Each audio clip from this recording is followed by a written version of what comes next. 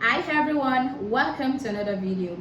In this video, I'll be explaining to you what it means to adumbrate before the courts and how to do so. Okay, so if this seems like something you're interested in, please make sure you watch this video till the end. My name is Mary and I'm a practicing lawyer in Nigeria. So let's dive into it. What is adumbration? It simply means, let's say, to elucidate points, to bring a summary of what you have in your process, in your probably your motion, the written address of your motion, which is an interlocutory application in most times, or in your final written address.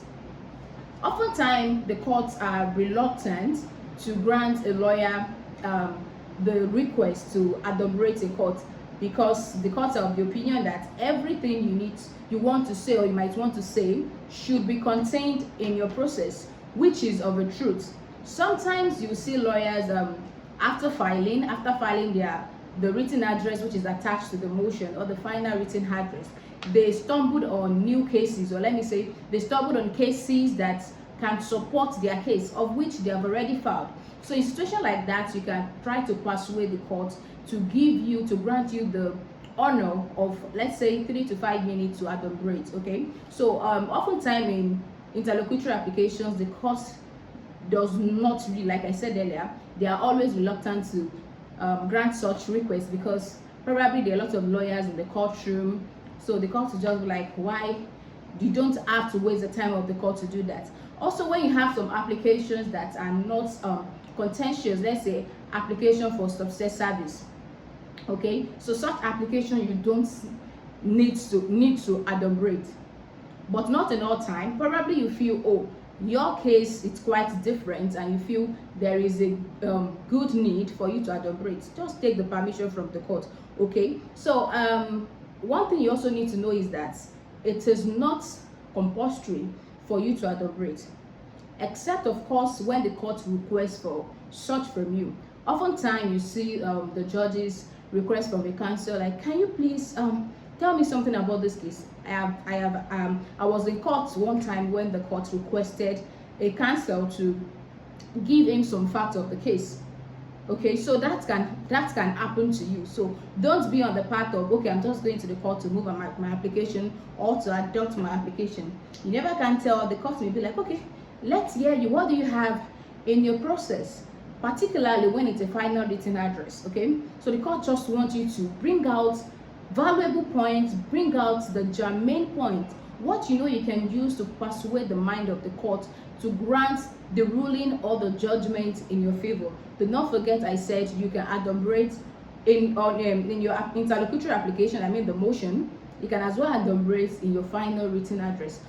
However, it is in the final written address that you see the court more interested.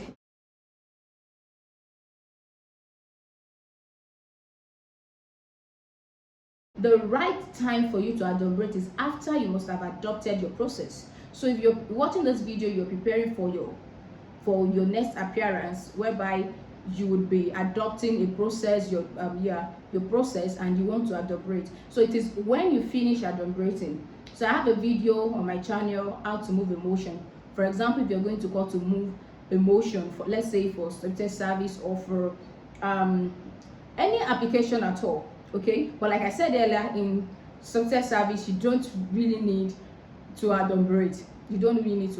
Okay, so once you finish adopting your process, in case of the final written address, when you're done adopting it, I also have a video on my channel on how to adopt a final written address. So you can just, while on my channel, just use the search engine, but make sure the icon is actually on my channel, so that it will be able to bring that for you. So how to adopt a final written address, or how to move your motion. Okay, so when you're done doing that, it is at that point you request from the court leave to adumbrate.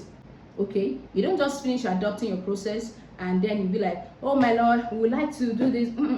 You have to take the permission first, and until when the court grants that, before you can proceed and adumbrate. If the court is reluctant to grant the application, you need to persuade the court more.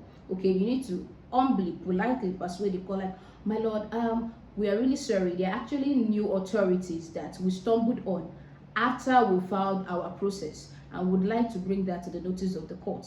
So that way the court will be able to record the new authority. Okay, so but if the court asks you what you're about to say, don't you have it in your process? Yes, my lord, but there are more important things that I need to mention to the court. If the court may kindly permit us to do so, we at the point of filing our process, at the point of drafting our process, we could not include those facts. My lord, we are so sorry. We'll just persuade the court. And oftentimes when the court even see your how can I put it now, your attitude in the court, you are not just saying it as a matter of matter of right. You're pleading and persuading the court to grant such request. The court will most likely oblige you. So now let's dive into it. So what are the things you need to have in mind when you're adumbrating? You should understand that you have a limited time. For final written address in many rules of courts of many jurisdictions, many states, there is a stipulated time. But bear in mind that the fact that maybe rules of court have, let's say, a counsel can be allowed to adumbrate for 20 minutes or for 15 minutes or for 10 minutes, that doesn't mean the court will allow you to do so. Okay, so if the court sees that you're wasting the time of the court would not have any choice than to just interrupt you and proceed to the next thing. Okay, so what I'm trying to say is that you need to prepare ahead. If you know you're going to the court to adumbrate, try and highlight what you want to inform the court. Is it a new authority, particularly a Supreme Court authority, you want to bring to the notice of the courts? Are there documents, exhibits that are already filed, they are before the court, and you want the court to take notice of which the court will definitely, most likely, go through everything you must have filed in your final written address or in the written address attached to your motion. Okay, but when you try to bring more points, I feel there is a thing of when you explain something to someone, just like you're watching this video, and you're just reading through a book. I am of the opinion that what I'm being heard, what I hear, can stick more than what I read. That is my own opinion, okay? So I am of the opinion that if you try to highlight certain points, and those details are before the court, you in a oral submission, you make the court to understand that the court will even reason along with you, even though the court is here to check the process of the other person. So that is why it is important that the major facts. Okay, so let me just, I have a process I just worked on. It's a preliminary objection on dissolution of marriage. So I'll be using that. I don't have the process here with me, but I'll be using that to address you as if I'm in the courts and as if I'm trying to adumbrate on that particular application. It's actually a PO that will be raised on the fact that the petition of the petitioner was filed before the marriage clocked 2 years. How best can I explain that? If you're a lawyer, you're watching this video, you know that there is a general rule that when the marriage is yet to clock 2 years in Nigeria, you cannot file a petition as a general rule. And there are exceptions that if you want to file a divorce petition when the marriage is yet to be 2 years, you need to seek the leave of the court, which must be granted before you can file your petition. Okay, so in this situation, the petitioner, we are for the respondent, failed to comply with that, so we raised the PO. So for example, if I am before the court and the office assigned me to go and for the case on that day, so this is what I would likely do. Let me put it that way. This is what I would likely do. So after moving our application, the PO, the preliminary objection, I told you that you need to adopt your process first. Then the next thing is you request from the court for the court to grant you a few minutes to adumbrate, and you say it humbly. Okay, well, for the SAN they can make some requests that even then they make requests from the court, from the judge, even if the SAN in as a matter of year of call is a senior to the judge. Even if you still need to approach the courts, your request needs to be in a very polite manner. Okay, so what I'm just trying to say in essence is that you're making a request and your tone matters. That is just my point. Your tone matters. If you know you want to add some authorities, your tone matters, because the court is not under any compulsion or obligation to grant your application for that you want to adumbrate. Okay, so if I'm before the court and I'm done moving my application for the PO, I've mentioned the days, the time, the dates when which it was filed, and the court have confirmed from the other person that he or she has been served as well. So the next thing for you to do is to say something like, with the kind permission of my noble lord, my lord, may I kindly adumbrate just in 2-3 minutes, my lord, sir. Oh, my lord can be like, oh, why? Don't you have everything, what you're about to say in your process? Yes, my lord, we do have them already filed, but there are certain germane issues we need to bring to the mind of the court. Don't worry, I'm going to go through everything. You can still try to persuade the court more, and if the court oblige you, for example, based on the scenario I just painted on that PO, so the basic thing I'm going to be saying in that 2 minutes is that I noted them out here.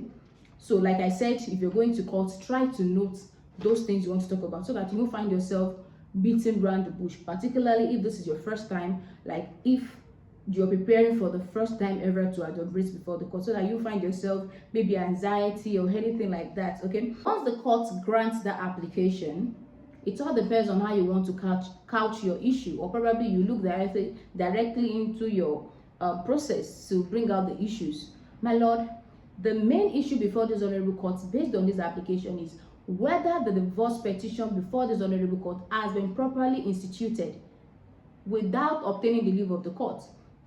Just couch it anyhow you want to couch it.